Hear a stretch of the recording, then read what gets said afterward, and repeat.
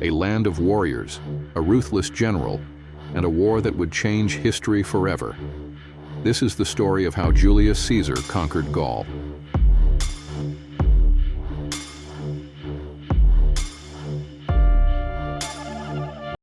In 58 BCE, Gaul was a land of independent tribes, each with its own leaders, rivalries, and traditions. Fierce warriors like the Celts and Belgae dominated the landscape, resisting Roman influence for centuries.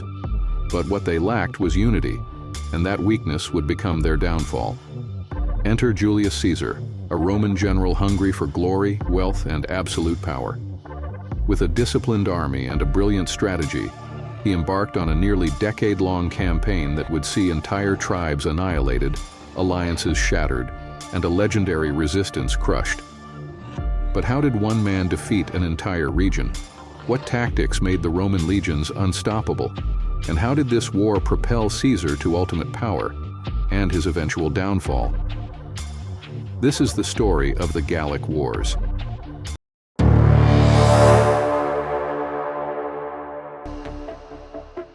By 58 BCE, Julius Caesar was a rising star in Roman politics, but he needed military glory to secure his power.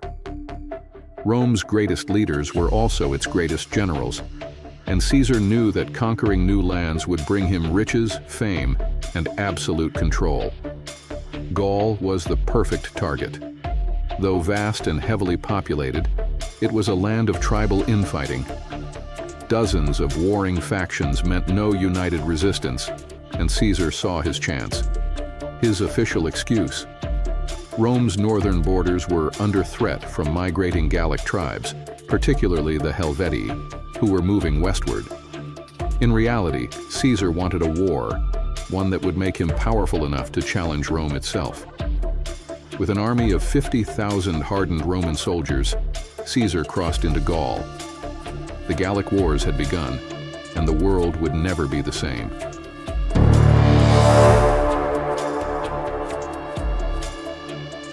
The Gallic Wars began in 58 BCE, when the Helvetii, a massive Gallic tribe of over 300,000 people, attempted to migrate into Roman-controlled territory.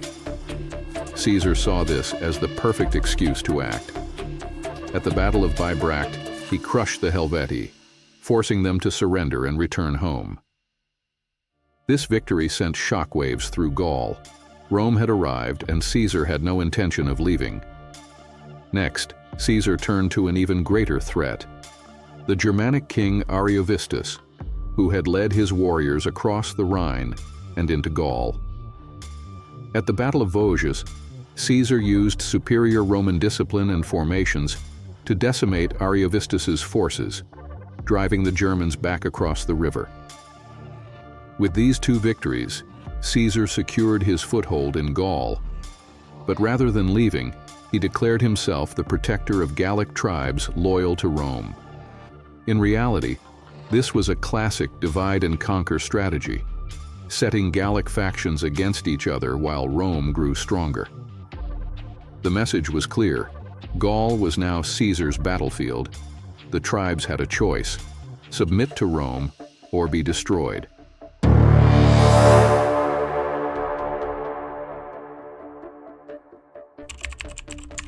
With his initial victories securing a foothold in Gaul, Caesar launched a full-scale conquest. His strategy? Crush all resistance, eliminate rivals, and turn divided tribes against each other. In 57 BCE, he targeted the Belgae, a powerful confederation of northern tribes known for their fierce warriors. At the Battle of the Sabes, his legions were ambushed by a massive Belgae force, but Caesar's discipline and quick thinking turned the tide. Tens of thousands of Belgae were slaughtered, and the survivors surrendered. Next, he moved west to confront the Veneti, a seafaring people who controlled critical trade routes. The Veneti tried to resist using their superior navy, but Caesar built specialized warships to defeat them. When the Veneti finally surrendered, Caesar executed their leaders and enslaved the entire population, a brutal warning to other tribes. One by one, Gaul's tribes fell to Rome's military machine. Those who surrendered were spared, but those who resisted faced annihilation. By 53 BCE, most of Gaul was under Caesar's control. But just as victory seemed certain, a new leader united the Gallic tribes for one last stand, a warrior named Vercingetorix. And he was about to give Caesar his toughest challenge yet.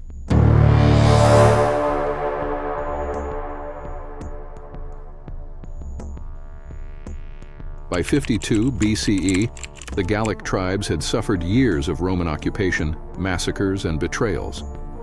But just when Caesar thought Gaul was conquered, a new leader rallied the tribes for one last fight, Vercingetorix, a brilliant and charismatic warrior from the Arverni tribe. Unlike previous Gallic leaders, Vercingetorix understood that Rome's strength lay in its discipline and organization. Instead of facing Caesar in open battle, he adopted a scorched earth strategy, burning villages, destroying food supplies, and using guerrilla tactics to weaken the Roman legions.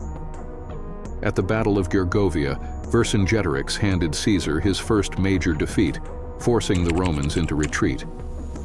The victory united more tribes under his banner, and for the first time, Gaul had a real chance to drive out the invaders. But Caesar was not finished. He regrouped, reinforced his legions, and prepared for the decisive battle that would determine the fate of Gaul. The final showdown would take place at a fortified hilltop stronghold called Alesia, where Vercingetorix would make his last stand.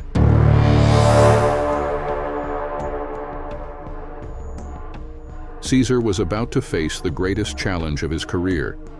The Battle of Alesia, 52 BCE, was the defining moment of the Gallic Wars. Vercingetorix and 80,000 warriors fortified themselves inside Alesia, a hilltop stronghold, confident they could outlast Caesar's siege. But Caesar had a plan unlike anything the ancient world had seen. Instead of storming Alesia, he built a massive wall around it, 16 miles long, trapping the Gauls inside. Then, knowing that a Gallic relief army would arrive, he built a second outer wall, creating a double-layered siege. The Romans were now fighting on two fronts, keeping Vercingetorix in and his reinforcements out. For weeks, the Gauls launched desperate assaults, but the Roman fortifications held firm. When the relief army was crushed, Vercingetorix surrendered to Caesar, marking the end of Gallic resistance. Alesia was a military masterpiece, proving Caesar's brilliance as a commander and securing his place as the most powerful man in Rome.